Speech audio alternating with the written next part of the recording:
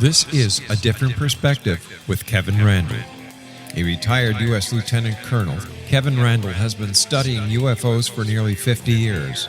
Kevin has investigated some of the most famous UFO cases in the world and has been consulted for dozens of documentaries about UFOs. Considered one of the leading experts into the Roswell UFO crash of 1947, Kevin has written more than 25 books about UFOs, including the recently published Roswell in the 21st Century. Now, here's the host of A Different Perspective, Kevin Randle. And welcome to this edition of A Different Perspective. I am, in fact, Kevin Randle. I'll be joined by my guest, Greg Lawson, in just a moment. Before I get to him, I wanted to mention something of a coincidence. We're going to be talking about his book, which is Roswell, the After Action Report. But just yesterday, I was doing some research online and came across an article about Joe Briley. For those of you who are not deeply immersed in the minutia of the Roswell case, Joe Briley was the operations officer in Roswell in July of 1947. He has a role in the retrieval operation. What got my ire up is a long posting I found about Joe Briley, where the writer of that post, I think his name was Patrick Gross, mentioned that in 1947, Briley wasn't really a lieutenant colonel. He suspected he was only a lieutenant. I don't know where he got this idea.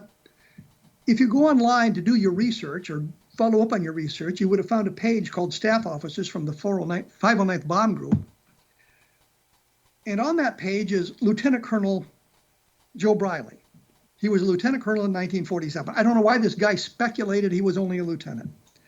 Going down, and Greg Lawson and I will talk about this later, he gets into the Project Mogul nonsense, perpetuating the myth that Mogul was this highly classified project in New Mexico that was so highly classified, even the guys involved in it didn't know the name of it, which turns out to be not true because they did know the name, and what was going on in New Mexico wasn't classified at all.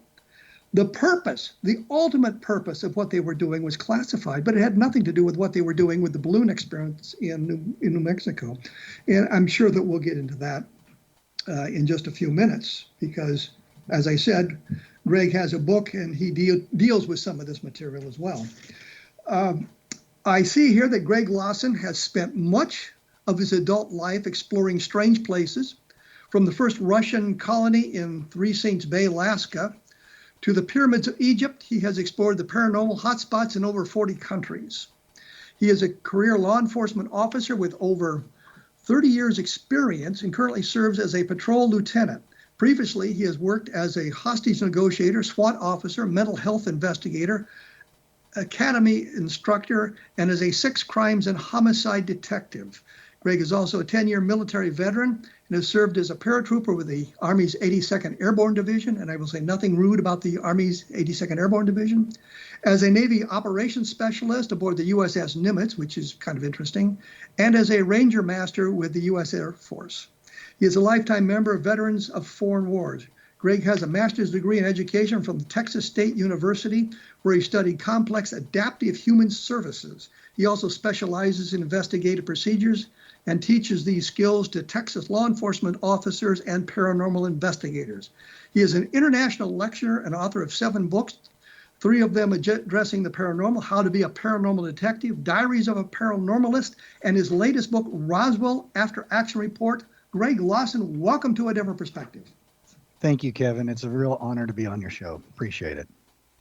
Did you say at some point, or did I read somewhere, that you had an involvement with Mineral Wells, Texas? Well, not a military involvement, but I did do an investigation there of a place called Haunted Hill House. And it was kind of disturbing a little bit. Yeah, that's about my only connection to Mineral Wells. I bring that up because, of course, the Army's primary helicopter school was at Fort Walters, Texas, which is right outside Mineral Wells. Right. And when I returned from Vietnam, I was stationed in Mineral Wells for 18 months, 2 years, something like that. So I'm familiar with the town. And the one thing I remember about it was a sign on one of the buildings that somebody had spray painted on. It says, "Please don't spit on the sidewalk," and "please" was misspelled. And I thought, boy, if that doesn't sum up the attitudes of these people, I don't know what will. Sorry, Mineral Wells. I had a great time while I was there. Just got stuck on that one. Yeah, Mineral Wells is a interesting place. But that sums it up, kind of what you just said. And the Holiday Inn, which is no longer a Holiday Inn, I think it's a Best Western. There was a rotor blades erected there on the pathway to the pool, and said, "Through these portals past the greatest helicopter pilots in the world," or something like that. Nice. And after you solo, the bus would always stop at the Holiday Inn, and those who had soloed that gig got thrown into the pool.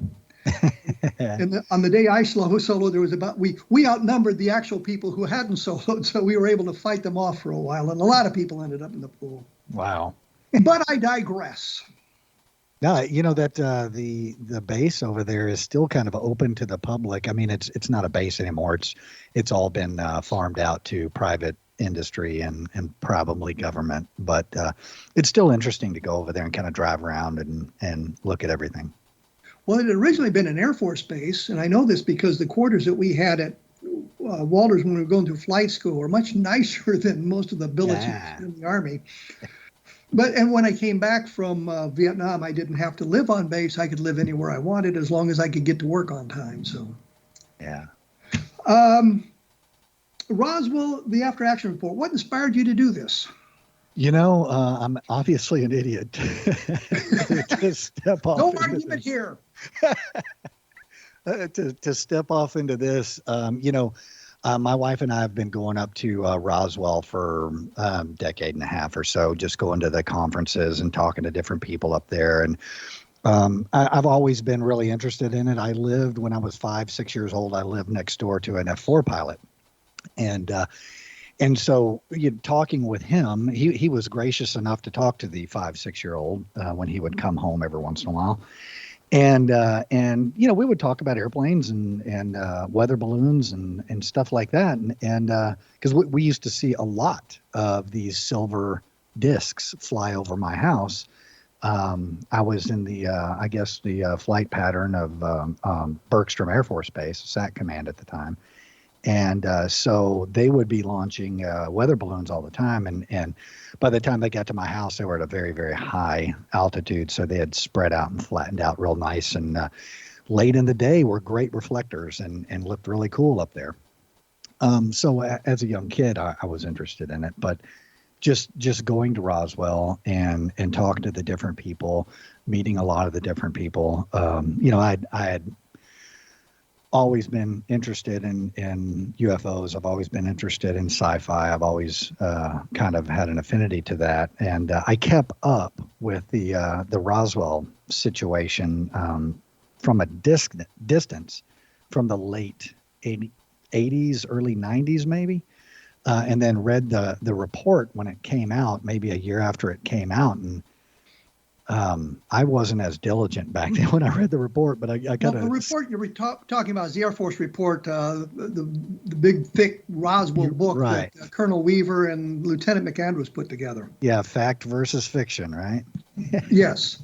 So I kind of looked at that, and I didn't really put it all together until after I'd been a cop for a while and worked major crimes and interviewed pretty awful people, and went to a lot of different classes on how to not only just have a conversation with somebody, but to glean information out of them that they don't want to give you.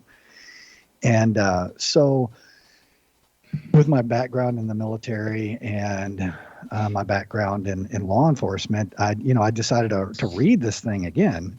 And Colonel Weaver's report itself, what is it, the 22-page, 17-page, something like that. The executive summary, yes. Yeah. That's put together just fine for what their intent was. Well, let me interrupt here because I do have a question. Did you read the entire report? So I would lie to you if I said I read everything, but I read a whole lot of it.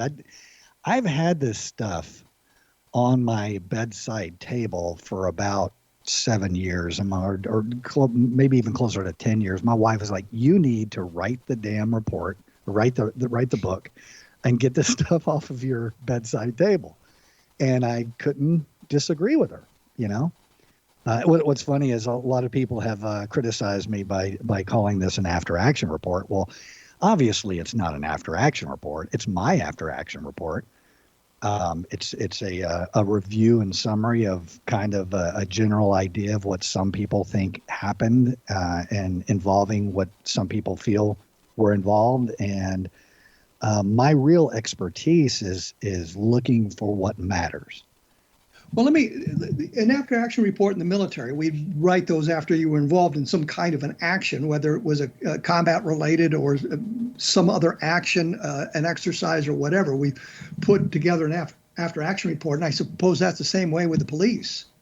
It is. Not all police agencies do that, but the ones that do it are pretty cutting edge, and they stay on top of their training. Primarily, after action reports in the military, in law enforcement, have to do with training. We do regular, debriefings, and we have notes from the debriefings of missions. But really, addressing the lessons learned and correcting those sorts of things are typically more along the lines of a training exercise. So you decided to. Or your wife decided for you. That's right. That you should put this down on paper. Right. And the book is, of course, Roswell, the After Action Report. And I see you start with Colonel DuBose, later Brigadier General DuBose, retired, as he being a critical witness to, I guess, the cover-up aspects of this. I believe he is. By looking at the way everything transpired, he was kind of a middleman between a lot of different things that were moving. And so he got to see a lot of different things that were moving and would recognize, who's pushing the buttons and who's not. The real stark thing that just slaps me in the face is the way that the Air Force completely eliminates him from any of it. There's nothing substantial written in the Roswell report, the 94 report that the Air Force put out, giving him any kind of credence whatsoever when he obviously was there. He was in the photographs. And on top of that, he did I'm using air quotes, a deathbed confession of this was a cover-up. It was a conspiracy. And the funny thing is, you watch some of the YouTube videos of some of the Air Force officers that were involved in the investigation and how they smirk and say, yeah, and they're still calling this a cover-up. They're still calling it a conspiracy. It's like, yeah, well, it was, sir. It absolutely was. And maybe for good reason. Wasn't the problem that DuBose had passed away before they began their investigation? Sure, and it's hard to interview a guy that that has passed away. But as a paranormal investigator, I bet you could think of ways that they could have done it. Sorry, I didn't mean to go there. No, that's quite all right.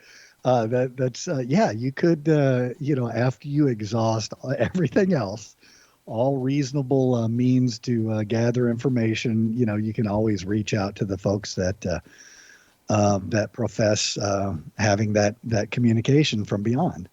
Let me bring up a point here. I am probably the only person that ever interviewed Edwin Easley. He was the provost marshal at Roswell in 1947.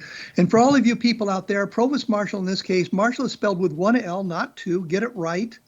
I'm tired of seeing marshal spelled with two L's when they're referring to provost marshals and Wyatt Earp and everything else. Anyway, my point simply is I offered the taped interviews with Easley to, I guess, McAndrew, because he called me several times. They never wanted to hear what he had to say about the events. And that kind of spoke to me about the validity of what they were doing, that they had a specific mission and they were going to follow up on that. And before you respond to that, keep that thought in your mind. I see on the clock on the wall, I'm going to have to take a break.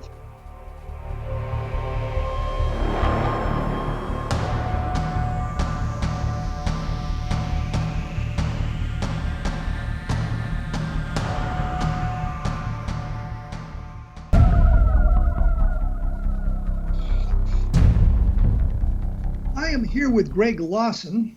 We are distancing separated, social distancing. Yes. Because everybody has to for some bizarre reason I don't understand. But that's neither here nor there.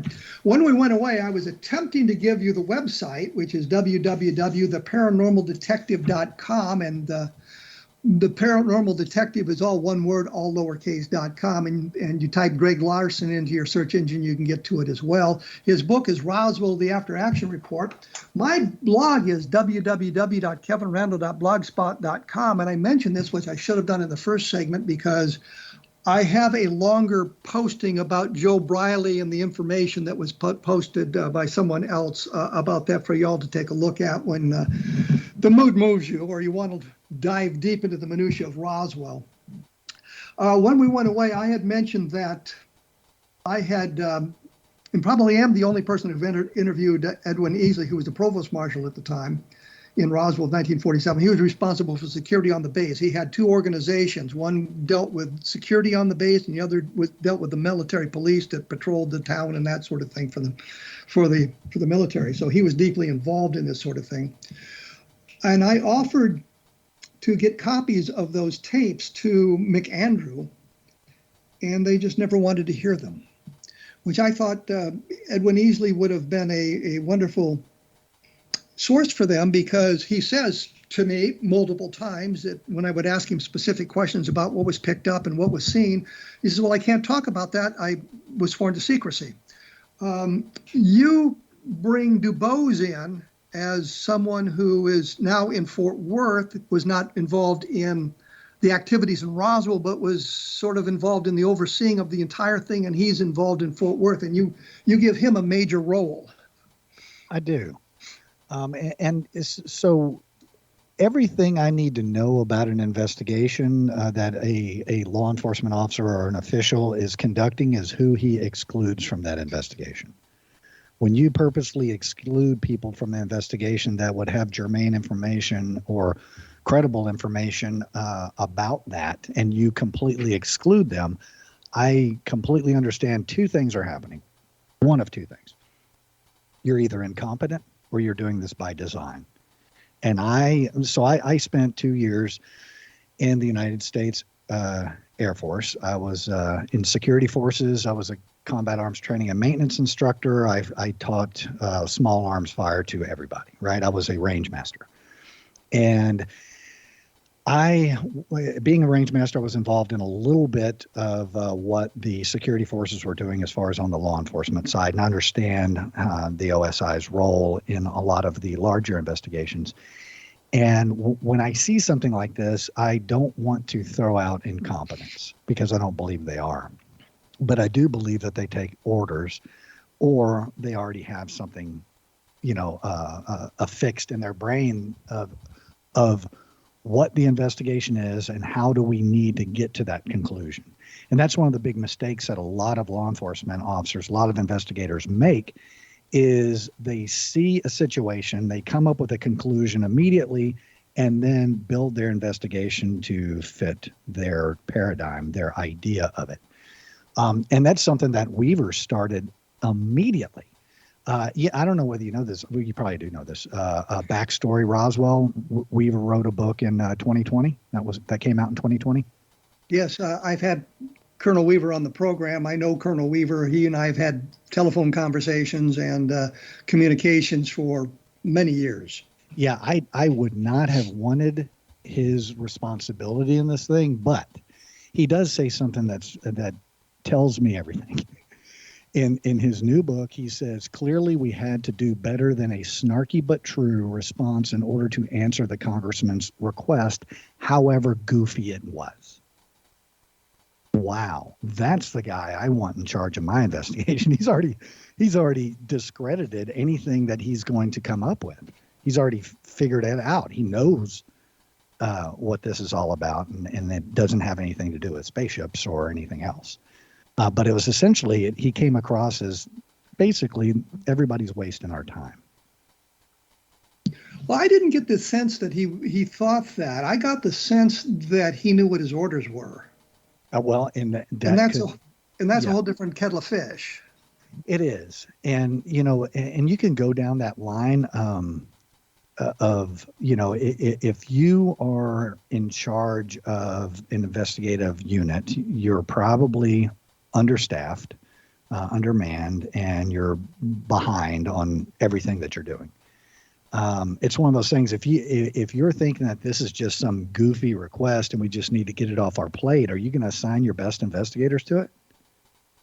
But he had access. He had access to an awful lot of resources that a police department wouldn't have. And if you read through this massive report, which you have done sort of, you find that various people conducted investigations, parts of the investigations, or conducted the interviews. McAndrew, I think, was involved in quite a bit of it, but he was usually paired up with a senior officer in some respect. Right, Colonel Butler and some of the other guys. And if you go through the interview that Weaver conducted with Sheridan Cavett, he being the counterintelligence guy that went with Marcel out to the crash site, there was one point in there that just struck me, was when Weaver asked if what Cavett's thoughts were when he first got to the debris field, and he said he recognized it as a balloon immediately.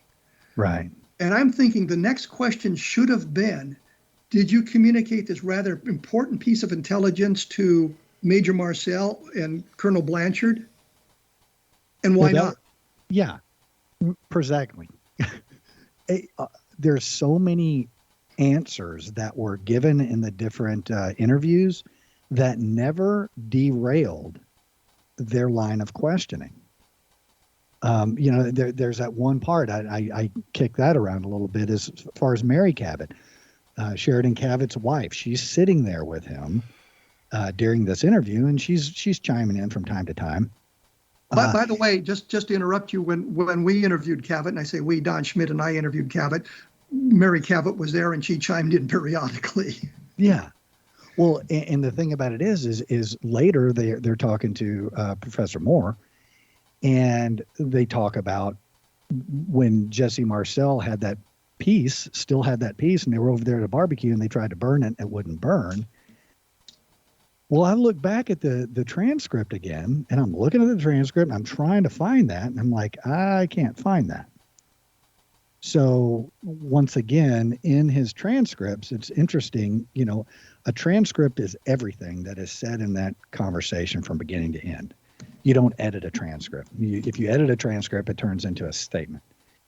And that's something that really kind of bothered me is, we don't have any, or I don't have any audio recordings of any of this to be able to compare whether they actually audited the transcripts, but it's apparent to me that they did. Well, I thought in reading what Weaver, or what's in the report, I won't blame Weaver for that, the whole thing, and my conversations with Cavett, where he knowingly lied to us, right? Because the very first thing he said to us, he hadn't been there, he wasn't involved. They were too busy to go out and chase balloons. And then when Weaver shows up, he says, "Well, yeah, I was out there with Marcel, or maybe not Marcel, but Rickett was with me." Rickett being his NCO, for those who are keeping up with minutiae here. But the point simply is, his statements change over time, but in reading the statement he gave to Weaver, it was my impression that there had been a long conversation prior before they turned on the tape. Absolutely. So they kind of agreed on what would be said for the tape. Yep, that's after seeing so many of these, there's something that people might look at me and go, why in the world are you chiming in on this? My expertise is in investigations, as far as conducting them and training people with them. I have a lot of training hours that I've taken with them, thousands of hours. And watching interviews is one of the things that we do. In law enforcement, they used to go, okay, you're the bad guy, you're going to be the cop, you guys interview each other about a burglary. That's not how we do it anymore. We use case studies. We sit and watch interviews and key in on specific things that people do. One of those things is that when you're trying to be professional and you build your credibility, some people just can't help but taking a shot at somebody, like saying what Weaver said, however goofy it was. How about just conduct an investigation? Don't do character assassination on anybody. Let's just move forward and conduct an investigation. And that's what I look at when I look at an interview, is how is this person responding to this? Not just body language, but also inflection, whether they're asking questions back. And it was really frustrating to sit and read that transcript knowing that, wow, this thing's edited for sure. But well, sure, it's edited. I was kind of fumbling for a word there. It's edited, but I think that they also had kind of pre-planned what they were going to say. I think scripted would be the word I would scripted. use. Yeah, it was scripted, and it was edited. Right. So that you got where you wanted to go. And that was the thing that bothered me about the report, and you've mentioned that, was the fact that we don't have Edwin Easley, we don't have Thomas DuBose, we don't have Jesse Marcel, although Jesse Marcel, I fear, is badly compromised. And yes. I say that because I just read the Bob Pratt interview with him that was the first, I think, long form interview that Marcel gave, and there's just all kinds of problems with there that I hadn't looked at and hadn't understood before. I'll mention this because I think you'll find it interesting. When I had Weaver on the program, we were talking about the claim that Jesse Marcel shot down 5 enemy airplanes as a crewman. Right. Weaver said that the Air Force kept records of that, and that not only did they keep it for fighter pilots, but they kept it for crewmen and bombers who shot down airplanes. And one of the guys had shot down 17 enemy airplanes, which is incredible. But Jesse Marcel's name didn't show up anywhere. Yeah. And then you have to wonder, where did this idea come from that Jesse Marcel had shot down 5 enemy airplanes, other than Marcel bringing up of himself. And so I look at all of that sort of thing as well as saying that, this is harming the overall feel of the case. And I know you talk about Jesse Marcel there. You didn't have an opportunity to interview him. I didn't have the opportunity to interview him. What did you come up with Jesse Marcel? And I'm going to have to take a break here in just a minute and a half or so. So okay. Yeah. Keep that in mind. Yeah. I sit and look at Jesse Marcel. I think he had a good career, although it was short. I believe that he was a genuine guy. I believe he did his best. People tout that the best of the best were at the 509th, and that's not true. It was a unit just like every other unit. There may have been several people that were hand selected, but for the most part, if there's a billet open and there's a couple of officers over here available, they threw the officer over there, and that's what happened. I think one point I want to make here is in looking at the military police aspect of it, and a complaint that Edwin Easley had was, and they read it in the unit history, that his people, he would get people in, they get them trained up, and then they would be transferred elsewhere, and they became the trainers for dealing with the atomic weapons. Train the trainer. Yep. So, train the trainer type thing. Yep. So that you had that sort of thing going on.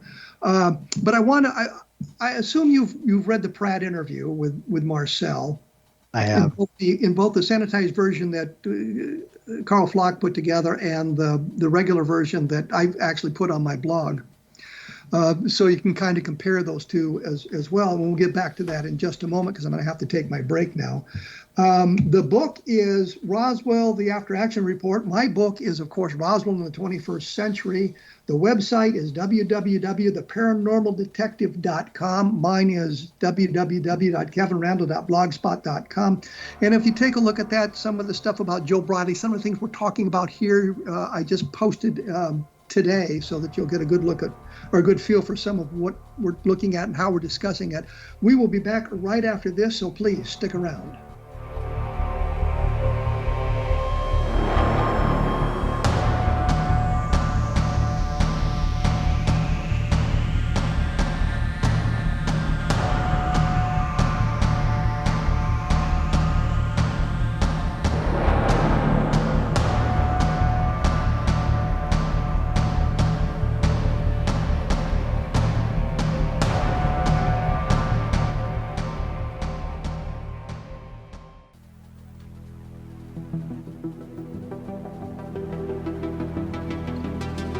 We are back. I'm with Greg Lawson. We're talking about Roswell. When we went away, I posed I'm thinking of kind of a snarky question about Marcel, and I didn't mean it for it to come out snarky, but reviewing it in my head afterwards, I'm not real happy with the way I asked it. Jesse Marcel had conducted an interview with Bob Pratt. You had access to that interview? Yeah, there's definitely some questions. When somebody in the military talks about something that they did, typically in your military records or someplace, it's going to be recorded that you were either there and what action you took and that sort of thing. And when you say that, and if you are deceptive about what you're saying, that can definitely come back to bite you, for sure. Well, I know that when you're waiting for schools to begin, and Marcel was waiting for schools to begin in the early World War II, that you're often put into slots temporarily, and there the record may just reflect you were in sort of a casual status. I think the status is what they called it. Yep. So when Jesse Marcel says that he had been an aide to General Hap Arnold for a period of time, and it's not reflected in his record, I'm not bothered by that. Given the time frame and where he was and what he was doing, I can imagine that they would have brought in somebody. Well, here's this officer. Use him as you need until he's ready to go to school. I have no problem with that. But as you say, when in other aspects of it, your schooling is all recorded, regardless of the schooling. If you've been awarded decorations, that's recorded.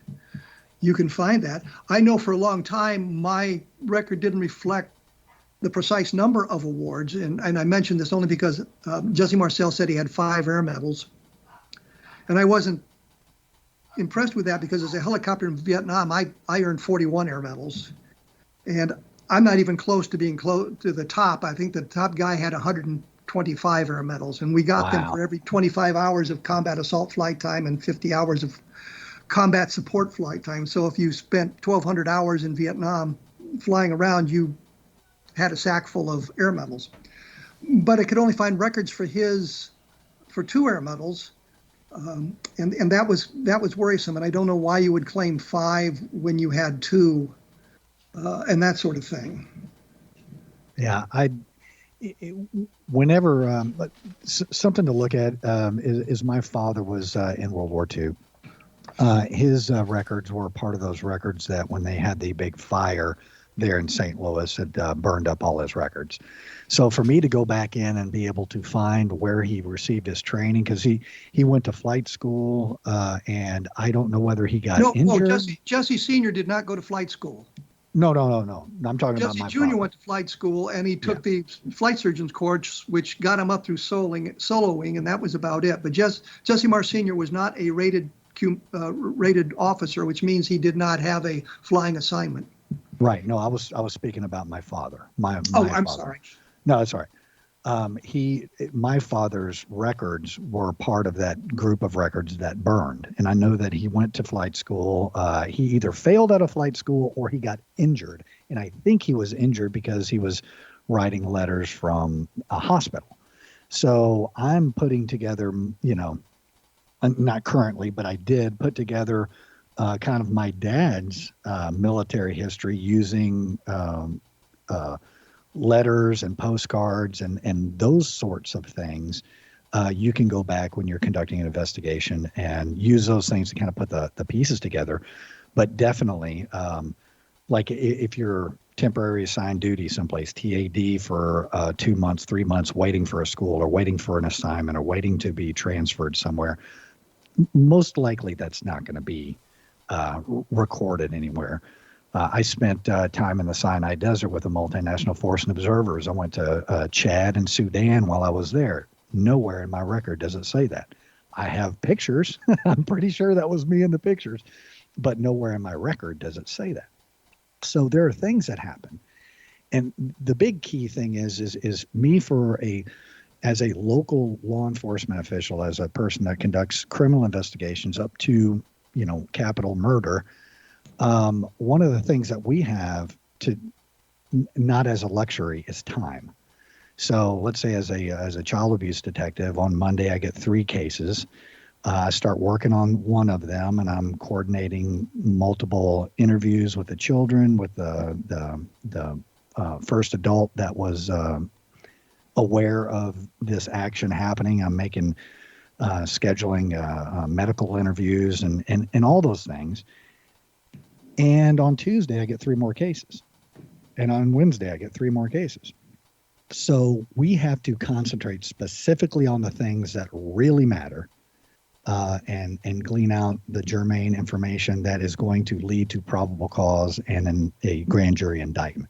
But this is really more of a cold case investigation. It is a cold, absolutely. Where we have the documentation and we have the time to go back and we have the time to search out the records. And for those interested, yes, Jesse Marcel's records survived the fire in St. Louis. And I have the complete 201 file. Oh, wow. So I can look at where he was, what he was doing, and when he was doing. Yes, he served in the South Pacific. Yes, he received 2 air medals for participating in aerial flight. And as I read that phrase over and over again, I always have to laugh at it because there's another kind besides aerial flight. He received the Bronze Star Medal for his work in training and getting people up to speed when they arrived in the South Pacific, so they could go out on the missions. Yes, he flew apparently combat missions and had 468 hours of combat flight time. So all of that is in the record. So clearly he had a distinguished career during World War II, and he was thought highly enough to end up at the Roswell Army Airfield as the Air Intelligence Officer. So Right. we can look at all of that and say, yes, that is all good. Does this other stuff that we've come up with negate what he said about recovering the flying saucer? And that's the problem with when you start going down the road of deception, is at what point do you discredit the person completely and just eliminate them altogether? Because a person can tell a lie, but not be necessarily a liar. It can be a little white lie, something socially acceptable. Do these jeans make me look fat? Oh, no, of course not. Well, the other thing we should point out is if you repeat a lie somebody's told you and you do not know it's a lie, you're not lying. The person lied to you. You're providing the information as if it's authentic because that's Exactly. what you believe. Yeah. I've sat in an interview room for hours with an individual, and he was giving me every cue of deception. He was giving me verbal cues. He was giving me eye cues. He was giving me body language. He was manipulating the conversation. I would say, so were you at this location? And he would say, at that location? Yeah. Were you on 6th Street? Was I on 6th Street? Well, I know what you're doing. You're buying time to create the answer that you're going to look for that's going to eliminate you from any culpability of the crime. The interesting thing about this particular case, I was sitting there and everything this guy was telling me, it was just telling me all of my training, intuition, everything, this guy's lying. Well, he wasn't lying about murdering this person. He was lying to me to cover up the weed that was in his car in my parking lot, in the law enforcement parking lot. He had a bunch of weed in there, and he didn't want any connection to his car to come up in the conversation. So he was doing everything he could to circle around. The guy was completely innocent of the murder and didn't have anything to do with it. And that's one of those things when you're conducting an investigation, it gets really confusing when somebody is being deceptive. Are they being deceptive, as an omission kind of thing or a commission kind of thing? Are they trying to say that they didn't have anything to do with something or that they did have to do with something? And it gets into a really, really difficult situation to make that call, like what you're talking about, because Jesse Marcel because investigators discovered Jesse Marcel was being untruthful or deceptive in some of his answers. Does that negate all of his testimony? And I say it doesn't. Well, I agree with you. I think, especially because if he was standalone, he was the only one talking about this, then we could eliminate the whole thing. But we have a whole host of other witnesses who participated in the activity. Right. So we know that what he said about that activity was pretty much his observations. I've let this get beyond where I wanted to go. Sorry. What I'm saying is I wanted to get to Project Mogul because I know you've done some work on Project Mogul, and well, I know you and the Air Force want to get to that Project Mogul. yes. Project Mogul answer the question of what fell at Roswell? Oh man, there is that possibility. It would make the most sense in a conventional way. I have real issues with the initial reporting of the material, and then all of a sudden it turns into a weather balloon. I have issue with that, and I have issue with the way that the Air Force says, this is ridiculous. There wasn't more than one crash site, and then turn right back around and then another transcript say, well, this is probably just one crash site, and there's probably other sites that may not have anything to do with this. Conventionally, if you're just sitting there reading this, that makes complete sense. Let's go get lunch. But in the Air Force report, and this is where I think Weaver did us a favor. He gathered all the information from Dr. Albert Crary's research in New Mexico, Dr. Crary being the leader of Project Mogul. We almost said Project Blue, but Project Mogul. I'm glad you said that because I didn't know how to pronounce his name. And the thing is, in his field notes, in his field diary, and in the typed transcripts of those notes, it says flight number 4, which is the culprit, supposedly fell on the Brazel Ranch, Foster Ranch, was canceled. Well, if it was canceled, then it couldn't have left debris. Right. And that's a struggle that I've had because so when you're in an internal affairs investigation, they bring you in the office, they sit you down. You had been warned that you're an internal affairs investigation weeks, possibly months before you actually get the interview with internal affairs. You sit down and they slam down 3 or 4 3-ring binders that are 4 inches thick with piles and reams of paper. And they bang it all on the desk. They get this big pile in front of you and they say, we've conducted our investigation. You need to tell us the truth. And you're sitting there going, well, they've been looking at this for 4 months. Look at all this material. And that's what the Roswell report reminds me of. There's probably 15, 20 pages that matter in that 1,000-page report or nearly 1,000-page report. And I'm just sitting there looking at this going, this is all fluff. It's all gibberish. It's all, But there are important nuggets in there. For example, sure. We are told that Project Mogul was so highly classified, the guys in Alamogordo, the guys running Project Mogul, the New York Balloon project in New Mexico, didn't even know the name. And yet in Crary's diary, the name Mogul surfaced at least 3 times. Yeah. So he clearly knew the name.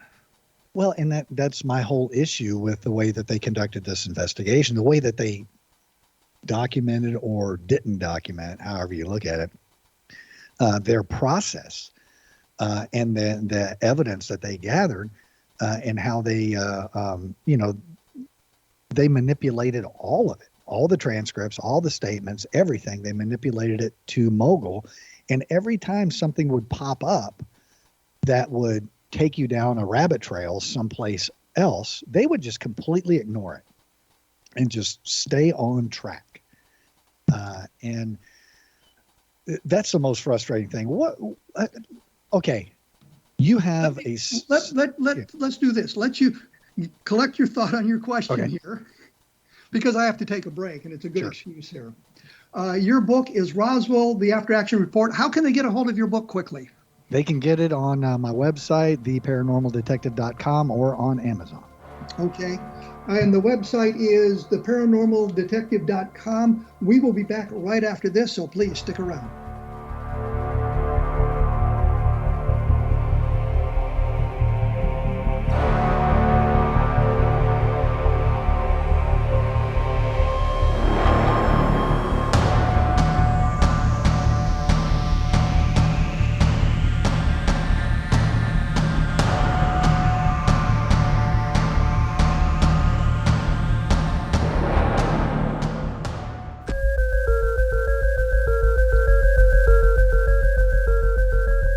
Larson is the guest today on A Different Perspective. We've been talking about things Roswell and things Mogul. Before I get back to that, I wanted to mention there are some other fine programs on the X-Zone Broadcast Network at xzbn.net. Take a look at the website, and I'm sure you're going to find some things in the paranormal or UFOs that will be of interest to you.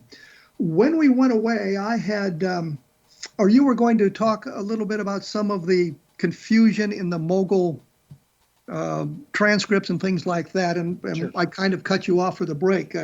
So pick it up at that point. Okay. Yeah. When you're looking at the transcripts, you're looking at the statements. The thing that throws me off a lot is the Air Force had a responsibility to do their due diligence in this investigation. They were answering the inquiry, of a congressman, and also they already knew what they were stepping off into. This was a very, very hotly debated, topic.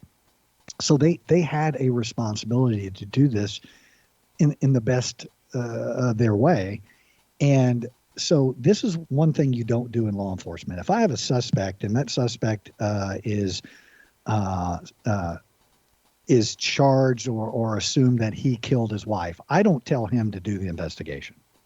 And that's the craziest part about this whole thing is the Air Force investigated themselves. That right there negates everything that's in that investigation for the simple fact that there was no, where's Dr. Hynek? Where was somebody there that would sit and do the oversight in law enforcement in Texas if a small agency has a shooting or whatever and they end up hurting somebody, or they have some sort of internal affairs kind of thing, they're going to, if it's important enough, they're going to ask a Texas Ranger to come in here and oversee it. He's going to watch over everything that's being done and make sure that it's being done correctly. But the problem here is we're not dealing with law enforcement. We're dealing with a military organization, and their investigative procedures are different than those. And national security becomes a factor in dealing with this stuff, where in most law enforcement scenarios, you wouldn't have a national security aspect. Right. You would have a control aspect on information being leaked out as far as for the case, because you wouldn't want to contaminate the jury pool. And there's certain things in the case that you want to keep hidden from everybody else. And I understand that part of it. However, to say, hey, Air Force, we have a problem with something that you did. It seemed like it was pretty deceptive. Hey, can you say that it wasn't? And then they go in and they just do it. There has to be some sort of checks and balances in this investigation, and there was not. There was not any checks and balances in this. They just had their idea of what they wanted, and they rolled with it. Are you open to the possibility that they had their orders to find specifically what they were supposed to find, and they followed that order as best they could? Because it becomes, if Roswell was an alien spacecraft and we can figure out the way it worked, we move ahead of our competitors in the world. And so they have an obligation to keep that information from falling into the hands of our competitors. Yes, absolutely. And there's certain things that people say during an interview that will give away their position. And sometimes it's because of just their personality and they can't help but not say it. But also sometimes it's just they're not watching what they're saying. During the Trukowski interview, the Air Force says, what we're trying to do is to make sure that we are open to the General Accounting Office. How about not try? How about you just be open? I know that sounds really nitpicky and kind of silly. Well, I assure you it's not. I can show plenty of interviews of individuals saying things like that because subconsciously they're letting these things slip out because they know they're not being truthful. And I would plant my flag on several of the things that they said during their I'm not even going to say their questioning, their conversation that they had with their interviewers, which was just they were doing a dissertation. They would tell them what they thought, and then get the interviewee to confirm what they just said.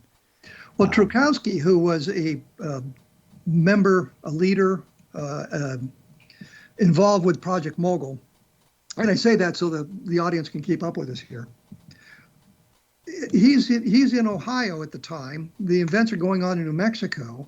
There's no reason for them to communicate the recovery of a spacecraft to him at all. Right. And so when he learns that there's something going on down there, he's told something going down there, and it revolves around Project Mogul and his activities there, he's probably telling the truth as best he can, and he knows there may be something else going on, but there's nothing more for him to tell because he doesn't know anything more. He would have no reason to be brought into it. Right. But to have the Air Force investigator say what we're trying to do is make sure, or we're trying to be as open as possible, that tells me that there are things that you're not being open with. It's not like saying, oh, well, let me tell you the truth. Let me tell you what's really going on here. It's like, oh, okay. But before you weren't telling me the truth? My point here is we're dealing with something that kind of transcends the events in Roswell. Sure. Because there's a national security aspect of it. Whether it's Mogul or not, there's a national security aspect to it. Yes, and I don't doubt that at all. And I think that's the reason that we had some of the fancy footwork, is they don't want to lead it into an arena that they don't want explored. And so they directed away from it, whether Mogul was the answer or not. And in today's environment, I don't know why anybody would care that we were trying to launch balloons to spy on the Soviet Union, because we didn't do that. That's meaning right. Launch the balloons to spy on them. We did spy, of course. And the Soviet Union no longer exists. Yes. So you have the ultimate question, right?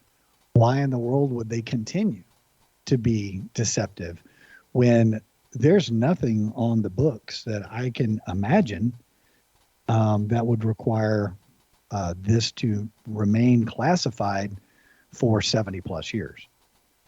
Unless, go ahead. Well, unless it's something extraterrestrial. That's right. But I was going to say, do we want to get to the extraterrestrial that way? Say, well, we find nothing else terrestrially based that would explain what happened in Roswell. Therefore, it must be extraterrestrial. Do we want to take that step? I don't. I want to, because I want an alien to run around here. I got my fingers crossed. But the responsible guy that's sitting here trying to write a book that has something new. How can you write something new about Roswell unless you come up with some sort of new technique or technology that you can evaluate this with? But I'm completely on board with you. Just because it's not one thing doesn't mean it's a spaceship and with aliens. And I would say that if the Air Force had a plausible explanation other than Mogul, that they would have trotted it out at the time. They would have trotted it out now, because that would have ended the discussion. They say, well, yeah, we said it was a weather balloon. We said it was Mogul, but here's what it really was. And we look at the records and say, yeah, that's really what it was. Yeah. And we're done with Roswell, and UFOs have taken a major hit. But where we are today is Mogul doesn't work because the flight was canceled, and the documentation reflects that. And if you read the damn Air Force report, you realize that. It's hard to read. You know that thing's hard to read, man. I got into the all the Mogul stuff, and I'm like, I am not going to read all of these, pressures and But there were important things in there. For example, the FAA required, well, it was the CAA at the time, required NOTAMs. Before they launched the balloons, they had to notify all the airfields around that these things were going to be launched. Which makes complete sense, right? Yes, and when they say, well, it was so highly classified, nobody knew what was going on, the answer is no, it wasn't, because you guys were announcing it to the world. That's right. And so those little nuggets are in there that allows us to reject Mogul as an explanation, and now we have no explanation. The Air Force itself admits there's no explanation other than Mogul, so if Mogul is gone, then what do you have? Yeah,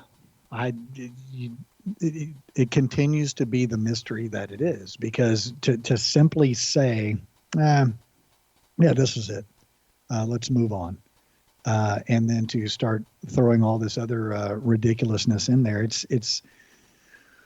they were disingenuous to begin with, in my opinion. I would like to say one thing in defense of Colonel Weaver, because he's responsible for Crowley's diary being in that document as well, which gives us some of that and some of the other documentation that was recovered, provides us with an opportunity to look at this from their perspective and see where they were going and what they were doing and what they were finding, that is not kind of clouded over by the rhetoric that goes on around everything else. We can see what Crary had to say about flight number 4. We know what a cluster of balloons looked like. We know what the regulations were they operated under, and Right. They were violating the regulations if they launched it at night, as Moore later suggested they did. And the interesting thing there is Moore said, well, we launched it at 2 or 3 o'clock in the morning. They can't launch at night because that's against regulations, and they canceled the flight at 6 o'clock in the morning because of clouds. Well, how can they cancel a flight that's already been launched? Well, in when they had their discussion with Moore, they more or less briefed him on what was going on. And then when they did ask questions, he said, I need to qualify, you guys need to qualify everything with my, memory of 50 years or so. The very next sentence was a 97-word, 5-point statement consisting of 5 combined questions. That is either incompetence or by design, right? Because the guy just said, hey, I'm an older man. You need to slow down here a little bit. And I need to think about this. And then they give him a complex question. It's insane the way that they did it. And if this was part of my team and we had a investigator that conducted interviews like that with witnesses, I'd send him to retraining, man. Just don't do it that way. Well, you know what's happened here? We've run out of time, which is very, very unfortunate because I've been enjoying the conversation. I hope the audience is too. Trying to keep it away from the minutia of the Roswell case and provide some kind of a perspective of what's going on. Want to thank you for taking your time to be on the program, and we'll have to do it again. It was a real honor. It was great talking with you. I appreciate that. Once again, the book is Roswell, the After Action Report. You can get it at Amazon or at the website, which is www.theparanormaldetective.com. The Paranormal Detective is all one word.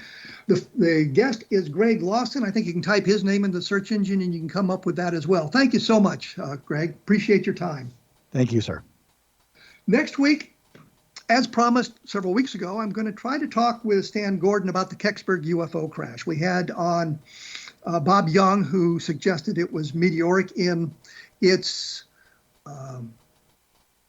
the answer is it was meteoric. It was a meteor of some kind. Stan Gordon has investigated the case for literally since it crashed in December of 1965 and get his perspective on this and what Bob Young may have gotten wrong, or maybe question Stan on some of the things he might have done differently, or what the information is about the Kecksburg UFO crash. And the following week, I'm going to have on Dr. Peter Strasberg, who's written a book about Einstein being in Roswell.